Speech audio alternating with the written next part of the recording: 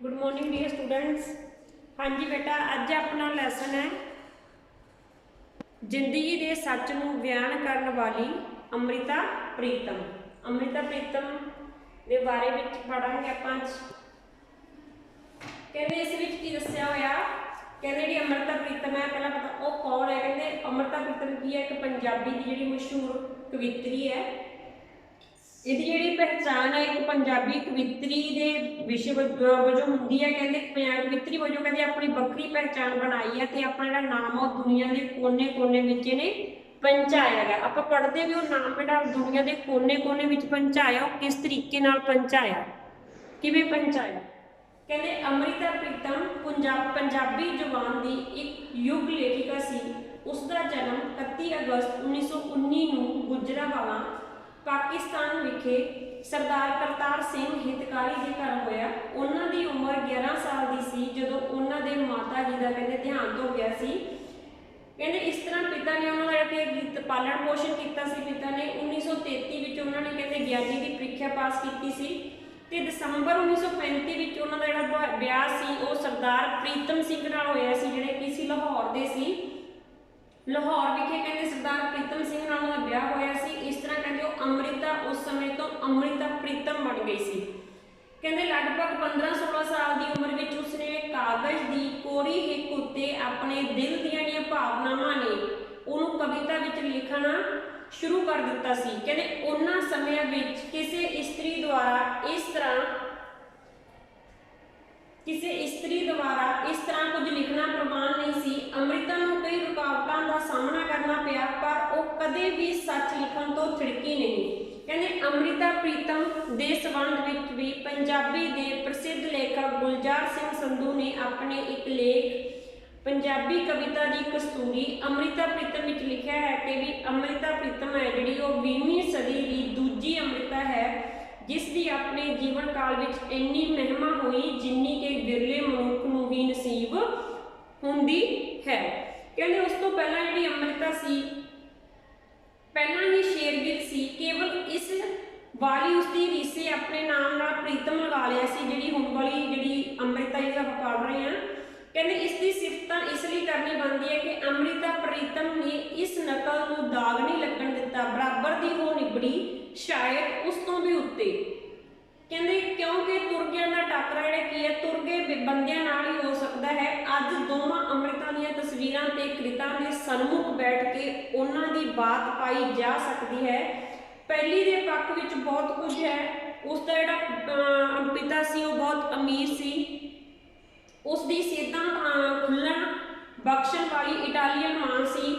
ये सब कुछ गुजरांवाली दी जम्मी पली ते लाहौर दीयां टुट्टियां सड़कां ते विचरी गरीब जिहड़ी मापियां ने जिहड़ी धी दे हिस्से नहीं सी कहते आया। पर कहते घर विच लोकां ते रेखावां अते घर दे बाहर दूजी वड्डी जंग दी कुट्टी वड्डी आर्थिकता ते मंदवाड़ा। जिहड़ी अमृता शेरगिल सी उसका परिवार सी जिहड़ा वो बहुत ज़्यादा की सी अमीर सी, पर जिहड़ी अमृता शेरगिल सी उसका परिवार बहुत अमीर सी। पर जिहड़ी अमृता बारे आपां हुण पढ़ रहे उसका परिवार की सी कहते गरीब सी। दोनों में बहुत फर्क सी। जिथे अमृता शेरगिल के मामले में मां की उंगली ते पिता का पैसा उन्होंने शिमला के पहाड़ों तो दिल्ली दक्खण तो उस वक्त की सभ्याचारक राजधानी लाहौर तक उड़ाई फिरदा रहा। उत्थे अमृता प्रीतम के हिस्से मां की मौत, पिता की मास्टरी ते सहुरिਆਂ ਦੀ थुड़ा वाली वपारक सोच ही आई। ਜਦੋਂ ਕਹਿੰਦੇ अमृता प्रीतम ਜਿਹੜੀ ਸੀਗੀ ਉਹਦੇ ਕੀ ਸੀ बहुत ज़्यादा गरीबी ਵੇਖੀ ਸੀ। ਕਹਿੰਦੇ ਉਹਦੀ ਮਾਂ ਦੀ ਮੌਤ ਜਿਹੜੀ ਕੀ ਸੀ ਬਚਪਨ ਦੇ ਵਿੱਚ ਹੀ ਹੋ ਗਈ ਸੀ ਤੇ ਉਸ ਤੋਂ ਬਾਅਦ ਕੀ ਸੀ ਕਹਿੰਦੇ ਜਿਹੜੀ ਪਿਤਾ ਸੀ ਉਹ ਮਾਸਟਰ ਸੀ ਤੇ ਸਹੁਰੇ ਕੀ ਸੀ ਕਹਿੰਦੇ ਵਪਾਰ ਦਾ ਕੰਮ ਕਰਦੇ ਸੀ। ਪਰ ਕੀ ਸੀ ਉਹਨਾਂ ਦਾ ਕਾਰੋਬਾਰ ਕੋਈ ਜ਼ਿਆਦਾ ਵਧੀਆ ਨਹੀਂ ਸੀ ਚੱਲਦਾ, ਕਹਿੰਦੇ ਥੋੜਾ ਵਾਲੇ ਸੀ ਕਹਿੰਦੇ ਉਹ। कहते जदों चित्रकार अमृता हिंदुस्तान के गरीब निताने ते थोड़ा मारे चेहरिਆਂ ਦੀਆਂ ਲੀਕਾਂ ਬਾਹਰ ਨਹੀਂ ਸੀ ਤੇ अमृता प्रीतम ਦੀਆਂ कविता लोगों के थोड़ा तो अगे नहीं सी उठ रही। शुरुआत ਦੀਆਂ जिन्नियां उडारियां नूं चित्रकार अमृता की अचनचेती अगेती मौत ने बूर पाया। कई कवि जी अमृता नूं कुछ देश वंड का दुख ते उद्रेमा पिंडे उत्ते नहीं नसीब होया। उस तो बाद हैगा भी जिहड़ी अमृता प्रीतम ने किहड़ियां जिहड़ी ਸਾਹਿਤ सिरजना किस तरह शुरू की। कहते अमृता ने जिहड़ी अपनी सारी जिंदगी सी जिहड़ी वो ਸਾਹਿਤ सिरजना के लेखे ला दी सी। उसने उन्होंने आलोचकों की कदे परवाह नहीं की सी जिहड़े कि सी समय समय उत्ते उस उपर तोहमतां लाउंदे सी, दोष लगाउंदे सी। उसने अपनी मन मर्जी का जीवन बतीत किया, जीवन बिताया। किसी तरह की जिहड़ी बंदिशां ने उन्होंने अपने उपर हावी नहीं होण दिता, अपने उपर भारी नहीं होण दिता। 1935 विच प्रीतम सिंह नाल ब्याहे जाण तो पिछों उसने उस तो 2 बच्चे, धी कंदला ते पुत्त नवराज जम्मे। भी 2 बच्चे सी, एक धी दा नाम की सी कंदला सी ते पुत्र दा नाम की सी नवराज। कहते फिर इस रिश्ते के तंग बंधना उसने स्वीकार नहीं किया। साहिब लुधियानवी नाल खामोश मुहब्बत ते चित्रकार इमरोज दा सदीवी साथ। कुछ समा उसने रेडियो ते नौकरी की। दिन विच कुछ समय लिए रेडियो स्टेशन आना पैंदा। उसने नौकरी छड्ड दित्ती ते फिर उसने जिंदगी नूं किया कहते साहित्य दे समर्पित कर दिता। फिर कहते साहित्य जिहड़ी सिर्फ साहित्य सिरजना के जरिए ही वो अपने जिहड़ा घर का खर्च की सी तोड़दी सी। साहित्य सिरजना उस लई इश्क सी अते इस इश्क उत्ते उसनूं जिहड़ी की सी अपना जिंदगी भर की रहा के मान रहा। इस साहित्य सिरजना के उपर उसनूं जिंदगी भर की रहा सी, अपना मान रहा सी।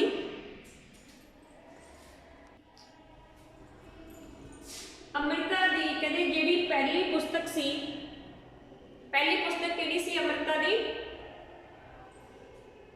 ठंडियां किरणां। कहते जी अमृता दी पहली पुस्तक सी ठंडियां किरणां 1935 विच 26 बरे बाद कहानी संग्रह छपिया। उस तो बाद पूंजियां, आखिरी खत, गोजर दियां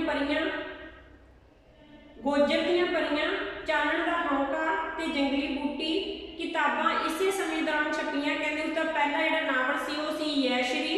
कहते भारत सरकार वालों स्थापित साहित्य अकादमी पुरस्कार अमृता प्रीतम की काव्य पुस्तक सुनेहड़े नूं मिलिया। ये पुस्तक कहते 1956 के विच छपी सी। पंजाबी जुबान में जिहड़ा पहला ज्ञानपीठ अवार्ड भी अमृता प्रीतम नूं ही मिलिया। 1969 विच अमृता नूं पद्म श्री उपाधि नाल सन्मानिया गया। 1973 विच दिल्ली विश्वविद्यालय वालों डीलिट की डिग्री प्रदान की गई। 5 साल लई वो राज सभा की मैंबर भी रही। अमृता ने अपने जीवन काल विच 20 काव्य संग्रह, 13 कहानी संग्रह, 28 नावल, 3 सफरनामे, 2 स्वै जीवनियां अते वार्तक दीयां होर अनेक पुस्तकां लिखियां। कहते जिहड़ियां उसदियां कहानियां ते नावल दीयां जिहड़ियां 9 पुस्तकां सी वो हिंदी विच अनुवाद होईयां हन। वो पंजाबी की इक्को एक अजिही लेखिका है जिसका रचिया साहित्य अंग्रेजी विच अनुवाद होने के नाल नाल भारत दीयां होर भाषावां हिंदी, गुजराती, उर्दू, मलयालम, सिंधी, बंगाली, कन्नड़ अते मराठी विच वड्डी पद्धर उत्ते छपिया है। कहते इस तो इलावा रूसी, बुल्गारियन, सर्बियन, थाई अते चीनी आदि विदेशी भाषावां विच उसका रचिया साहित्य का अनुवाद होया है। अमृता प्रीतम ने कहते अपनी लेखनी विच जिहड़ी औरतां दी बेपत्ती हुंदी सी लुੱਟ दे रूप विच कहते नवें प्रवचन राही सिरज के एक नंगी मर्दानगी नूं ललकारन दी हिम्मत कीती है। औरत की जिंदगी के सच नूं बयान करदी होई वो लिखदी है कि इत्थे औरत की आबरू एक कच्चा मांस हुंदी है। आबरू हुंदा बच्चे इज्जत। कहते जिहड़ी औरत की आबरू है, इज्जत है, कच्चा मांस हुंदी है ते जिहदी उम्र मनाइयां विच ते मुताजियां विच गुजर जाती है। साडियां मंडियां विच कहते कणक भी विकदी है, जवार भी विकदी है ते औरत भी विकदी है। कहते आर्थिक गुलामी, औरत की दास्तां, फिर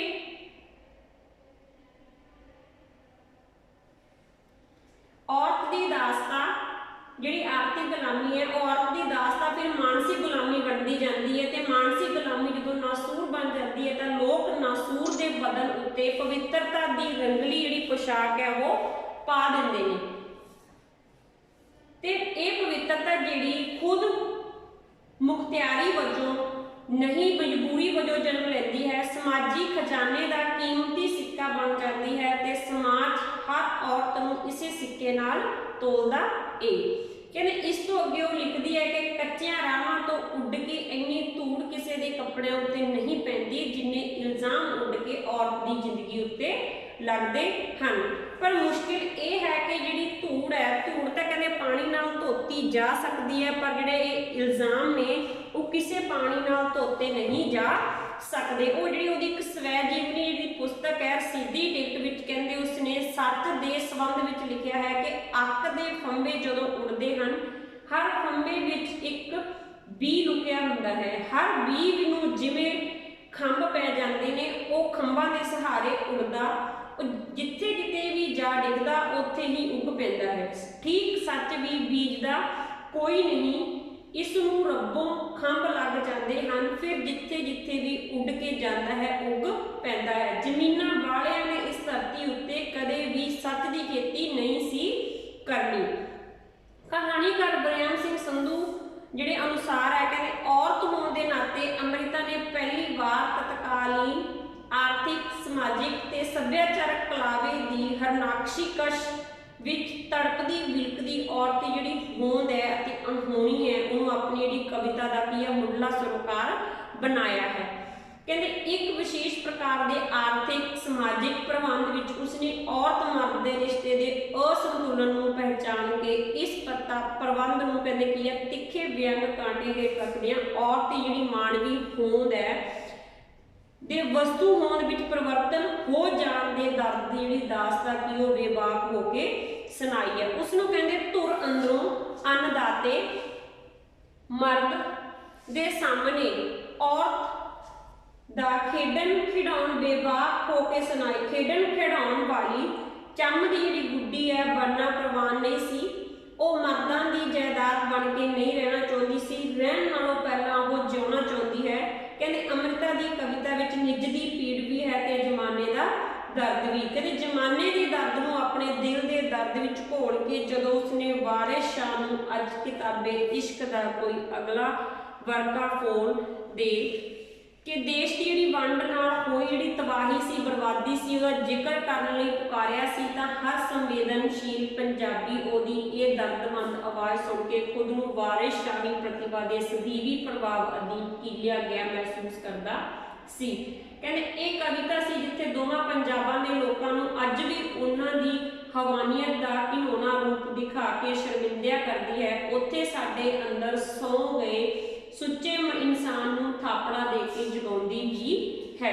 ਕਹਿੰਦੇ ਡਾਕਟਰ ਜਸਵਿੰਦਰ ਕੌਰ ਬਿੰਦਰਾ ਜਿਹੜੀ ਨੇ ਕਹਿੰਦੇ ਇੱਕ ਲੇਖ ਇਸਤਰੀ ਕਹਾਣੀਕਾਰ ਨੇ ਨਾਰੀ ਪਾਤਰ ਵਿੱਚ ਲਿਖਿਆ ਹੈ ਕਿ ਅੰਮ੍ਰਿਤਾ ਭਾਵੇਂ ਜਾਣੀ ਪਹਿਚਾਣੀ ਇੱਕ ਕਵਿਤਰੀ ਦੇ ਤੌਰ ਉੱਤੇ ਜਾਣੀ ਜਾਂਦੀ ਹੈ, ਪਰ ਮੇਰੇ ਵਿਚਾਰਾਂ ਵਿੱਚ ਇਸ ਵਿੱਚ ਕੋਈ ਦੋ ਰਾਵਾਂ ਨਹੀਂ ਹੋ ਸਕਦੀਆਂ ਕਿ ਜਿਹੜੀ ਉਸਦੀ ਵਾਰਤਕ ਹੈ ਜਿਹੜੀ ਉਹ ਉਸਦੀ ਕਵਿਤਾ ਨਾਲੋਂ ਨਾ ਸਿਰਫ ਵਧੇਰੇ ਭਾਵੁਕ ਹੈ ਸਗੋਂ ਕਹਿੰਦੇ ਦਿਲ ਦੇ ਨੇੜੇ ਹੋਣ ਕਾਰਨ ਵਧੇਰੇ ਸਮਝ ਆਉਣ ਵਾਲੀ ਵੀ ਹੈ।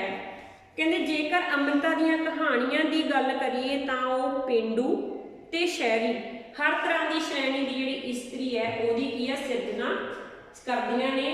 ਵੱਖ-ਵੱਖ ਵਰਗਾਂ ਦੀਆਂ ਹੋਣ ਦੇ ਬਾਵਜੂਦ ਉਹ ਕਈ ਗੱਲਾਂ ਵਿੱਚ ਬੜੀ ਸਮਾਨਤਾ ਰੱਖਦੀਆਂ ਹਨ। ਇੱਕ ਵਾਰ ਰਾਹ ਚੁਣਨ ਮਗਰੋਂ ਉਹਨਾਂ ਨੂੰ ਕਦੇ ਪਛਤਾਵਾ ਜਾਂ ਚਿੰਤਿਤ ਹੁੰਦੇ ਨਹੀਂ ਵੇਖਿਆ। ਅੰਮ੍ਰਿਤਾ ਦੀਆਂ ਸਿਰਜੀਆਂ ਹਰ ਭਾਂਤ ਤੇ ਹਰ ਉਮਰ ਦੀਆਂ ਇਸਤਰੀਆਂ ਵਾਸਤਵਿਕ ਦੇ ਨੇੜੇ ਹੀ ਖੜੀਆਂ ਨਜ਼ਰ ਆਉਂਦੀਆਂ ਹਨ।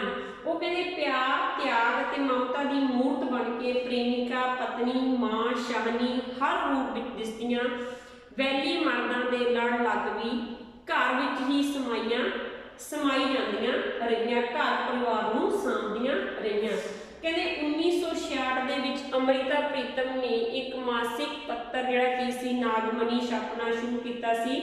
ਕਹਿੰਦੇ ਇਸ ਦੇ ਸੰਪਾਦਕੀ ਅੰਕ ਵਿੱਚ ਉਹਨਾਂ ਲਿਖਿਆ ਕਿ ਜਿਹੜਾ ਇਹ ਲੇਖ ਹੈ ਇਹ ਲੇਖਕ ਤੇ ਪਾਠਕ ਦੀ ਗੁਫ਼ਤਗੂ ਦਾ ਇੱਕ ਜ਼ਰੀਆ, ਗੱਲਬਾਤ ਦਾ ਇੱਕ ਜ਼ਰੀਆ ਹੈ। ਇਹਨੂੰ ਸਿਰਫ ਕਾਗਜ਼ੀ ਛਪਾਈ ਜਿਹੇ ਮੁੱਢਲੇ ਖਰਚ ਦੀ ਲੋੜ ਹੈ, ਇਸ ਤੋਂ ਬਾਅਦ ਇਹ ਕਿਸੇ ਦੀ ਕਮਾਈ ਦਾ ਮਾਧਿਅਮ ਨਹੀਂ। ਕਹਿੰਦੇ ਪਾਠਕ ਜਾਣਦੇ ਹਨ ਕਿ ਪੰਜਾਬੀ ਦੇ ਮਾਸਿਕ ਪੱਤਰਾਂ ਵਿੱਚ ਨਾਗਮਣੀ ਨੂੰ ਸਭ ਤੋਂ ਉੱਚੀ ਥਾਂ ਪ੍ਰਾਪਤ ਹੈ। ਅੰਮ੍ਰਿਤਾ ਦੀ ਮੋਹ ਭਿੱਜੀ ਲੇਖਣੀ ਨੇ ਇਹਦੇ ਜ਼ਰੀਏ ਕਈ ਨਵੇਂ ਲੇਖਕ ਪੈਦਾ ਕੀਤੇ। ਆਪਣੇ ਇੱਕ ਖੋਜ ਪੱਤਰ ਵਿੱਚ ਡਾਕਟਰ ਨਰਿੰਦਰ ਸਿੰਘ ਕਪੂਰ ਨੇ ਇਸੇ ਪਰਚੇ ਦੇ ਸੰਬੰਧ ਵਿੱਚ ਲਿਖਿਆ ਹੈ ਕਿ ਸੰਪਾਦਨ, ਛਪਾਈ ਅਤੇ ਸਮੱਗਰੀ ਦੀ ਉੱਚ ਪੱਧਰੀ ਸਦਕਾ ਇਸ ਨੂੰ ਸੰਸਾਰ ਪ੍ਰਸਿੱਧ ਕਲਾਤਮਕ ਰੁਚੀਆਂ ਵਾਲੇ ਪੱਤਰਾਂ ਵਿੱਚ ਗਿਣਿਆ ਜਾ ਸਕਦਾ ਹੈ। ਕਹਿੰਦੇ ਇਸ ਪੱਤਰ ਦੀ ਜਿਹੜੀ ਦਿੱਖ ਹੈ ਨੂੰ ਨਿਵੇਕਲੀ ਸ਼ਖਸੀਅਤ ਪ੍ਰਦਾਨ ਕਰਨ ਵਾਲਾ ਚਿੱਤਰਕਾਰ ਇਮਰੋਜ਼ ਹੈ। ਇਸ ਦੀਆਂ ਕਲਾਤਮਕ ਸ਼ੋਹਾਂ ਰਾਹੀਂ ਜਿਹੜਾ ਇਹ ਪੱਤਰ ਹੈ ਚਿੱਤਰਕਾਰੀ ਤੇ ਸਾਹਿਤ ਦਾ ਇੱਕ ਅਮੀਰ ਸੁਮੇਲ ਪ੍ਰਗਟਾਉਂਦਾ ਹੈ। ਪੰਜਾਬੀ ਤੋਂ ਇਲਾਵਾ ਇਸ ਪੱਤਰ ਨੇ ਹਿੰਦੀ, ਉਰਦੂ, ਮਰਾਠੀ, ਬੰਗਾਲੀ, ਰੂਸੀ, ਰੋਮਾਨੀਅਨ, ਠੀਕ ਹੈ, ਜਰਮਨ, ਤੁਰਕੀ, ਫਰਾਂਸੀਸੀ ਆ ਜਿਹੜੀਆਂ ਬੋਲੀਆਂ ਵਿਚਲੀਆਂ ਕਵਿਤਾਵਾਂ ਤੇ ਕਹਾਣੀਆਂ ਆਦਿ ਦੇ ਉਲੱਥੇ ਵੀ ਛਾਪੇ ਹਨ। ਇਸ ਤੋਂ ਸਪਸ਼ਟ ਹੈ ਕਿ ਜਿਹੜੀ ਅੰਮ੍ਰਿਤਾ ਪ੍ਰੀਤਮ ਨੇ ਪੰਜਾਬੀ ਦੀ ਸਾਹਿਤਕ ਪੱਤਰਕਾਰੀ 'ਚ ਕਿੰਨਾ ਵੱਡਾ ਯੋਗਦਾਨ ਪਾਇਆ ਹੈ। ਕਹਿੰਦੇ ਅੰਮ੍ਰਿਤਾ ਦੀ ਖਾਸੀਅਤ ਇਹ ਵੀ ਸੀ ਵੀ ਉਸਨੇ ਬਹੁਤੇ ਲੇਖਕਾਂ ਦੇ ਸਾਹਿਤਕ ਨਾਮਾਂ ਦਾ ਵੀ ਨਾਮਕਰਨ ਕੀਤਾ, ਜਿਵੇਂ ਕਿਰਪਾਲ ਅਵਾਰਾ ਤੋਂ ਕਿਰਪਾਲ ਕਜਾਕ, ਬਲਦੇਵ ਤੋਂ ਗੁਲ ਚੌਹਾਨ, ਪ੍ਰੇਮ ਨਿਮਾਣਾ ਤੋਂ ਪ੍ਰੇਮ ਗੋਰਖੀ, ਕਿਸ਼ਨ ਕੁਮਾਰ ਤਸਰੀਨ ਤੋਂ ਅਮਿਤੋਜ, ਅਮਰਜੀਤ ਕੌਰ ਤੋਂ ਅਮੀਆ ਕੁਵਰ, ਬਲਦੇਵ ਤੋਂ ਬਲਦੇਵ ਸੜਕਨਾਮਾ, ਗੁਰਮੇਲ ਤੋਂ ਸਿੱਧੂ ਦਮਦਮੀ, ਮਹਿੰਦਰ ਸਿੰਘ ਬਾਗੀ ਤੋਂ ਨਿੰਦਰ ਅਤੇ ਸਤੀਸ਼ ਕੁਮਾਰ ਕੌਸ਼ਲ ਤੋਂ ਸਤੀ ਕੁਮਾਰ ਆਦਿ। ਕਹਿੰਦੇ 31 ਅਕਤੂਬਰ 2005 ਦੇ ਵਿੱਚ ਇਸ ਮਹਾਨ ਜਿਹੜੀ ਸ਼ਾਇਰਾ ਦਾ ਕੀ ਆ ਲੰਬੀ ਬਿਮਾਰੀ ਮਗਰੋਂ ਨਵੀਂ ਦਿੱਲੀ ਸਥਿਤ ਜਿਹੜਾ ਦਾ ਗ੍ਰਹਿ ਸੀ ਉੱਥੇ ਕੀ ਸੀ ਇਹਦਾ ਦੇਹਾਂਤ ਹੋ ਗਿਆ ਸੀ। ਸ਼ਾਮ ਦੇ ਕਹਿੰਦੇ ਕਰੀਬ 3:30 ਵਜੇ ਨਿਰਸੰਦੇਹ ਕਹਿੰਦੇ ਇਸ ਧਰਤੀ ਉੱਤੇ ਜੋ ਵੀ ਆਇਆ ਉਸਨੇ ਜਾਣਾ ਤਾਂ ਹੈ ਹੀ, ਪਰ ਚੇਤੇ ਉਹਨਾਂ ਨੂੰ ਰੱਖਿਆ ਜਾਂਦਾ ਜਿਹੜੇ ਕੀ ਆ ਨਵੇਕਲੀਆਂ ਪੈੜਾਂ ਪਾ ਕੇ ਜਾਂਦੇ ਹਨ। ਜਿਹੜੇ ਕੀ ਆ ਨਵੇਕਲੀਆਂ ਵੱਖਰੀਆਂ ਨਵੀਆਂ ਪੈੜਾਂ ਪਾ ਕੇ ਜਾਂਦੇ ਨੇ ਉਹਨਾਂ ਨੂੰ ਚੇਤੇ ਰੱਖਿਆ ਜਾਂਦਾ। ਕਹਿੰਦੇ ਪੰਜਾਬੀ ਸਾਹਿਤ ਨੂੰ ਵਡਮੁੱਲੀ ਦੇਣ ਉਹਨਾਂ ਨੂੰ ਜਿਹੜੀ ਕੀ ਆ ਹਮੇਸ਼ਾ ਵਡਮੁੱਲੀ ਦੇਣ ਬਦਲੇ ਉਹਨਾਂ ਨੂੰ ਕੀ ਆ ਕਹਿੰਦੇ ਹਮੇਸ਼ਾ ਸਾਹਿਤ ਦੇ ਵਿੱਚ ਕੀ ਆ ਯਾਦ ਰੱਖਿਆ ਜਾਵੇਗਾ, ਜਿਹੜੀ ਉਹਨਾਂ ਨੇ ਆਪਾਂ ਨੂੰ ਇੱਕ ਵਡਮੁੱਲੀ ਦੇਣ ਦਿੱਤੀ ਹੈ ਸਾਹਿਤ ਦੇ ਵਿੱਚ। ਓਕੇ ਬੇਟਾ, ਮੈਨੂੰ ਉਮੀਦ ਹੈ ਤੁਹਾਨੂੰ ਸਮਝ ਆਇਆ ਹੋਊਗਾ। Thank you.